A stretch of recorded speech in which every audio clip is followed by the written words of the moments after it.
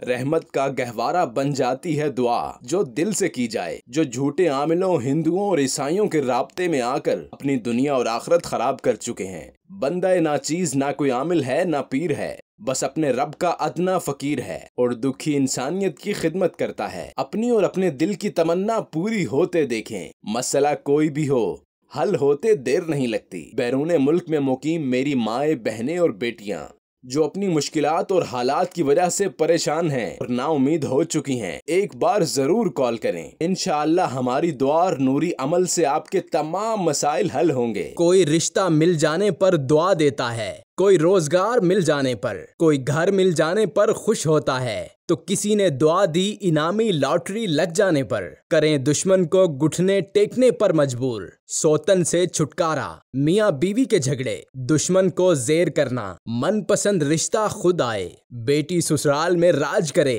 कारोबारी बंदिश मेरे किए हुए इल्म से, शोहर महबूब आशिक सारी जिंदगी के लिए आपका गुलाम। अभी राब्ता करें और खुशगवार जिंदगी गुजारें। कारी हसन रजा सुल्तानी 0092 345 4811 373।